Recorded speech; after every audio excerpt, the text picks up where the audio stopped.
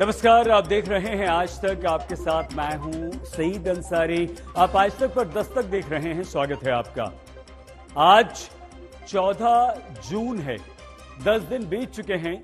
4 जून को हमारे देश में मेडिकल कॉलेज में डॉक्टरी की पढ़ाई करने के लिए दाखिला पाने को होने वाली परीक्षा नीट का रिजल्ट आया था।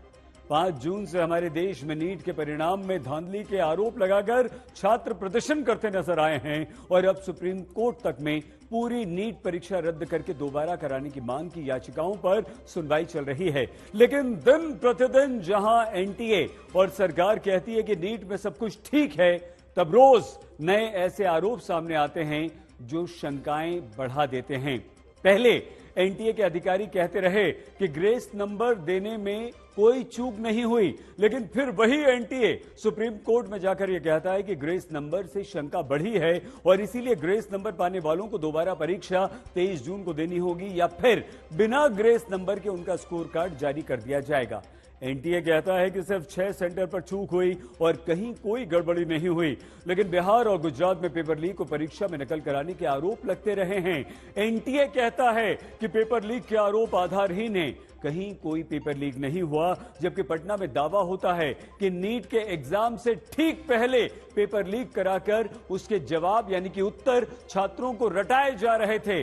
नीट कहता है कि वो पेपर लीक या नकल से जुड़े हर केस की जांच में राज्य सरकार की जांच एजेंसी की पूरी मदद कर रहा है, लेकिन कम से कम 3 हफ्ते हो चुके हैं और दावा है कि पटना में जांच के लिए मांगे जाने वाले असली प्रश्न पत्र की कॉपी तक एनटीए ने अभी तक नहीं भेजी है। और तब दस्तक देता हुआ यह प्रश्न खड़ा होता है कि क्यों नहीं हम ये माने कि अब भी एनटीए की तरफ से आरोपों के दाग मिटाने की जगह सिर्फ और सिर्फ उन पर मिट्टी डालने का प्रयास किया जा रहा है, जिससे दाग और गहरे होने की आशंका जन्म लेने लगती है। केंद्रीय शिक्षा मंत्री धर्मेंद्र प्रधान पूरी कोशिश से सबको ये भरोसा देने में जुटे हैं कि नीट देने वाले बच्चों का परीक्षा पर विश्वास टूटने नहीं देंगे। शुक्रवार को कई छात्रों और अभिभावकों से शिक्षा मंत्री मुलाकात करते हैं। इस मुलाकात से पहले देश का शिक्षा महकमा संभालने वाले मंत्री ये कह चुके हैं कि छात्रों के हित सुनिश्चित करेंगे, किसी भी बच्चे के करियर के साथ खिलवाड़ नहीं होगा। सुप्रीम कोर्ट के निर्देशानुसार जो भी जरूरी कदम है वो उठाए जाएंगे। इन सब के बावजूद देश की राजधानी दिल्ली से लेकर अलग अलग शहरों में अब भी नीट परीक्षा की पवित्रता पर उठता सवाल शांत नहीं हुआ है। नीट में बहुत बड़ा स्कैम हुआ है और हमारी एक ही मांग है कि जो स्कैम हुआ है उस पर सीबीआई जांच की जाए और जो स्टूडेंट की मांग है कि नीट की जो एग्जाम है वो वापस ली जाए, जिससे जो मेहनत करने वाले बच्चे हैं उसको न्याय मिले। आप एग्जाम लेते हो और उसमें कॉपी चलाते हो, इसमें अगर जो सच्चाई से मेहनत करता है उसे कितना बुरा लगेगा। बुरा लगने का सोचो, उसकी मेहनत के मार्क्स है वो। आप दूसरे को पैसे लेके डिग्री देते हो, डिग्री देना कहेंगे ना इसे। संस्था द्वारा जो एग्जाम करवाया गया है, इन्होंने किसी भी प्रकार की जाँच नहीं की है। उसके बाद ये कह दी कहीं भी किसी भी तरीके का घोटाला नहीं हो। नीट देने वाले लाखों छात्रों को अब भी ये लगता है बिना पेपर लीक या किसी और तरीके की धांधली के ऐसा हो ही नहीं सकता कि इस बार उतने ही नंबर पर रैंकिंग इतनी नीचे चली जाए जितने नंबर पर पहले अच्छे सरकारी कॉलेज में दाखिला मिल जाता था। क्या ग्रेस नंबर के बाद एनटीए ये भी मानेगा कि पेपर लीक हुआ था?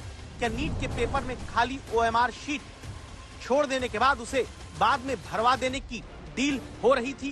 क्या नीट परीक्षा में नकल कराने का रास्ता खुला हुआ था? लेकिन एनटीए के अधिकारी हो या फिर देश के शिक्षा मंत्री फिलहाल पेपर लीक या नकल से सीधे इनकार करते हैं। पेपर लीक नहीं हुआ है, इस निष्कर्ष पर आप कैसे पहुंचे हैं? क्या अपनी तरफ से आपने जांच एजेंसियों से बातचीत की है या अपनी खुद की कोई इन्वेस्टिगेशन आप लोग कर रहे हैं? निष्पक्षता क्यों? जांच एजेंसी मैंने कहा 4750 के अंदर में 2 जगह की इस प्रकार की खबरें आई है। दोनों के अलग अलग काम है, दोनों में पेपर लीक वगैरह के विषय नहीं है। एक में कुछ आपत्ति है, दूसरे में कुछ आपत्ति है। वहां की स्थानीय एजेंसी काम कर रहा है। इसके सर्वोपरि सुप्रीम कोर्ट की नजर में 8 जुलाई को सुप्रीम कोर्ट की भारत सरकार को भी नोटिस है, हम अपना पक्ष रखेंगे। मैं आज ही आपके माध्यम से आश्वस्त करना चाहता हूं सारे विद्यार्थियों के हितों को सुरक्षित रखा जाएगा।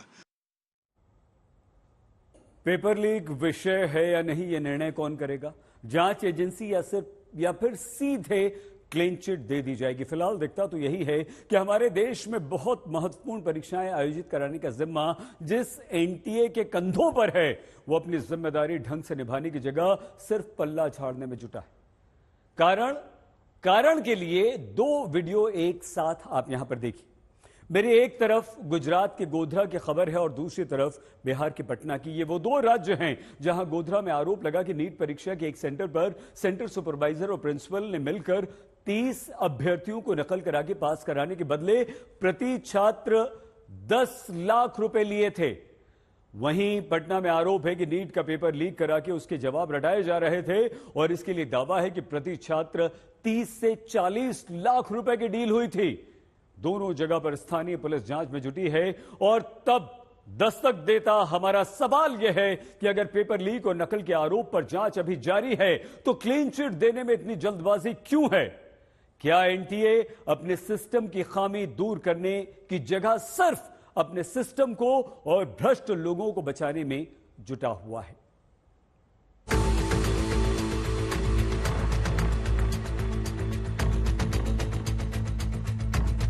गुजरात के गोधरा का जय जलाराम स्कूल, 5 मई को इसी स्कूल की 2 ब्रांच में नीट इम्तिहान होना था। उससे ठीक पहले पंचमहल जिले के कलेक्टर को मिली एक गुप्त सूचना के आधार पर पुलिस तुषार भट्ट नाम के टीचर की कार से 7 लाख कैश बरामद करती है। फिर गुजरात के गोधरा के इस स्कूल में नीट परीक्षा के दौरान एक बहुत बड़ी नकल की डील का दावा सामने आता है, जिसके ये 5 आरोपी अभी पुलिस की गिरफ्त में हैं। इनके नाम जान लीजिए। तुषार भट्ट स्कूल में परीक्षा का सुपरवाइजर जो बनने वाला था, पुरुषोत्तम शर्मा स्कूल का प्रिंसिपल, परशुराम रॉय ओवरसीज का मालिक, विभोर आनंद पुरुषोत्तम का साथी, आरिफ वोरा बिचौलिया। अब देखिए इनके पास से क्या मिला। नीट में नकल कराने के बदले खाली चेक, नीट में नकल कराने के बदले भरे हुए 2 करोड़ 30 लाख रुपए के चेक, नीट में नकल कराने के बदले लाखों का कैश। अब जिस नीट परीक्षा को दाग रहित बताने में पूरा एनटीए 10 दिन से जुटा हुआ है, उसी परीक्षा के दौरान हुई एक नकल की डील की जांच करती पंचमहल पुलिस के एसपी हिमांशु सोलंकी को सुनिए। तपास में ये परशुराम रॉय का जब घर चेक किया गया था तो वहां से काफी मटेरियल मिला था। उसमें से जो इलेक्ट्रॉनिक जो भी डिवाइसेस थे उसको एफएसएल में हमने भेजा हुआ है।